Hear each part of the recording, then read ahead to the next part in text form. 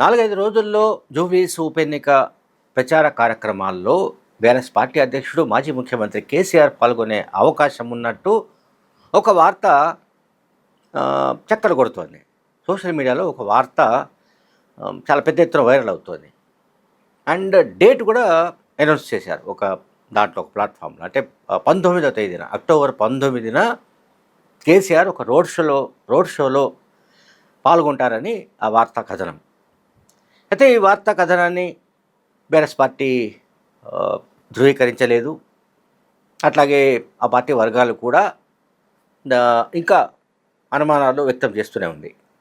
అంటే కేసీఆర్ ఆరోగ్య పరిస్థితి కావచ్చు, లేకుంటే ఆయన సంసిద్ధత కావచ్చు, ఉప ఎన్నిక లాంటి చోట తాను వచ్చి ప్రచారం చేయడం తన స్థాయికి తగింది కాదని కూడా ఆయన అనుకుంటున్నాడేమో తెలియదు. రకరకాల ఇష్యూస్ ఉన్నాయి దీంట్లో, అంటే ముడిపడి ఉన్నాయి.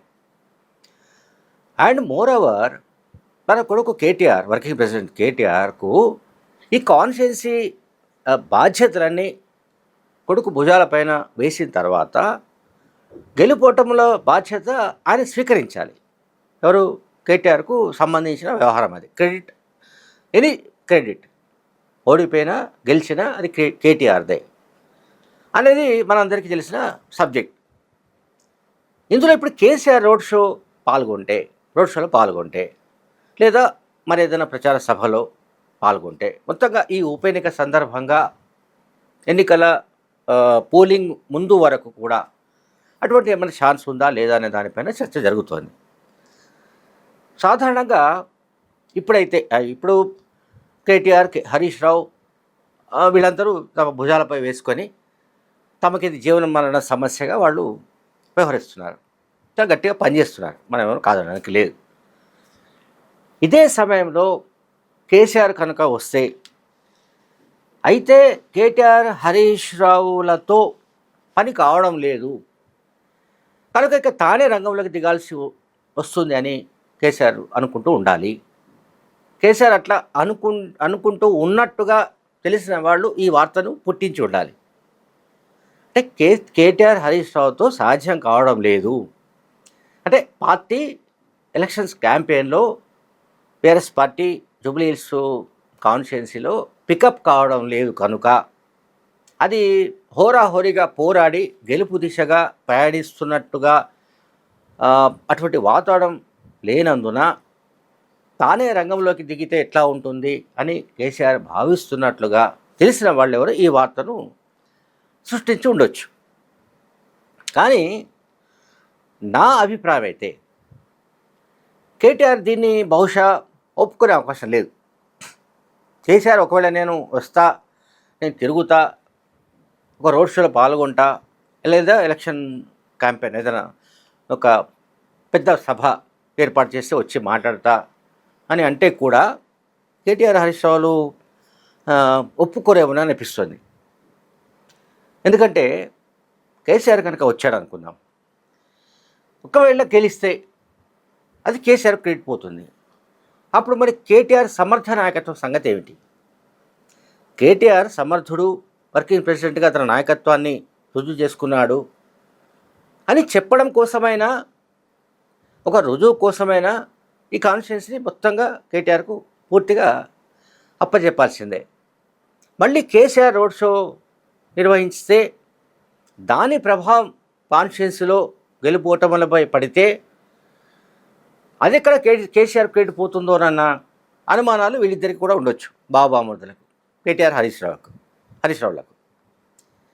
కనుక ఇక్కడ ఆలోచించవలసి ఏంటంటే, కేసీఆర్ వస్తారా రారా అన్నది ఒక యాంగిల్. ఆయన రావచ్చు, రాకపోవచ్చు, అది ఆయన ఇష్టం. కేసీఆర్ హఠాత్తుగా ఒకరోజు నిర్ణయం తీసుకొని నేను రేపు రోడ్ షో వస్తాను అంటే వీళ్ళు చేయగలిగింది ఏం లేదు, ఆయన వద్దని వారించలేరు. కానీ అసెంబ్లీ సమావేశాల సందర్భంగా కేటీఆర్ వ్యాఖ్యలు కనుక మనం ఒకసారి తలుచుకుంటే, ఇప్పుడు కూడా ఈ ఎన్నిక సందర్భంగా కూడా ప్రచార కార్యక్రమాల్లో కేసీఆర్ పాల్గొనకపోతేనే బాగుంటుందని కేటీఆర్ మనసులో అనుకుంటూ ఉండవచ్చు.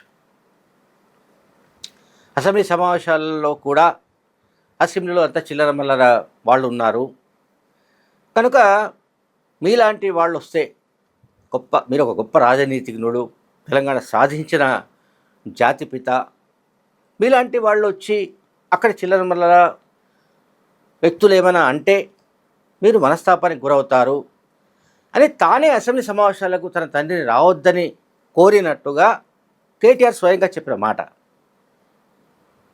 ఇప్పుడు దాన్నే కనుక మనం అప్లై చేస్తే జూబ్లీస్ ఉప ఎన్నికకు, సో కేసీఆర్ రావడం వల్ల క్రెడిట్ కేసీఆర్కి పోతుందని అనుకుంటే కేటీఆర్ ఏదో ఒక రకమైన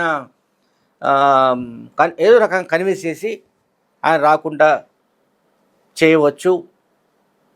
లేదు, అటువంటిది ఏమీ పరిస్థితి లేదు, ఇక మాతో సాధ్యం కాదు, మేము గేరప్ చేయలేకపోతున్నాము, కేసీఆర్ రావాల్సిందే అని పార్టీ క్యాడర్ కోరుకుంటోంది. కేసీఆర్ వస్తే మొత్తం సమీకరణాలన్నీ మారిపోతాయనో, లేకుంటే పార్టీ బలం ఒక్కసారిగా పుంజుకుంటుందనో, ముఖబెళ్ళ ఆయనని ఎవరన్నా కన్విన్స్ చేస్తే కేసీఆర్ రావచ్చు. నేను ఇంతకుముందు చెప్పా, కేసీఆర్ తన ఇష్టానుసారమే నడుచుకుంటాడు, మరొకరి సలహాల ప్రకారం నడుచుకోడు. ఆయన ఫిలాసఫీ డిఫరెంట్గా ఉంటుంది, అది మిగతా వాళ్ళకంటే భిన్నంగా ఉంటుంది. ఎవరో చెప్పితేనో, ఎవరో అంటేనో, ఎవరో సూచిస్తేనో ఆయనేమీ వచ్చే రకం కాదు. తనకు తానే ఒక ఆలోచన చేస్తాడు, తనకు తానే ఈ ఎన్నికల్లో రావాలా వద్దా, వస్తే దానివల్ల ప్రయోజనాలు ఏంటి, రాకపోతే ఏమిటి, వస్తే ఒకవేళ ప్రత్యర్థుల నుంచి వచ్చే విమర్శలు ఏంటి.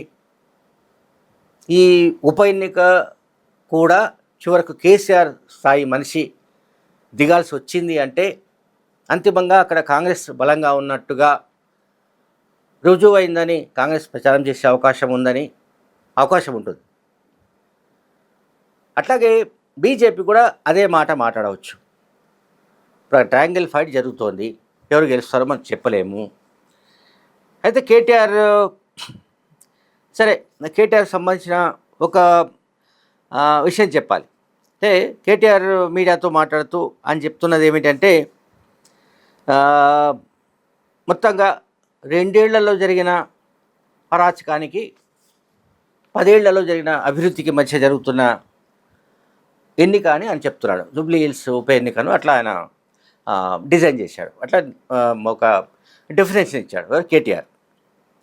అదే సమయంలో 10 ఏళ్ల పాటు జరిగిన విధ్వంసానికి 2 ఏళ్లలో జరిగిన అభివృద్ధికి మధ్య జరుగుతున్న యుద్ధంగా ఉప ఎన్నికగా ముఖ్యమంత్రి రేవంత్ రెడ్డి నిర్వచిస్తున్నారు. సరే, అభివృద్ధికి విధ్వంసానికి అరాచకానికి వీటి మధ్య మనం ఎట్లా పదాలు మార్చినా, వాటిని కూర్చినా చివరాఖరికి ఫలితం ఎట్లా ఉంటుందని మనం ఎవరు చెప్పలేము.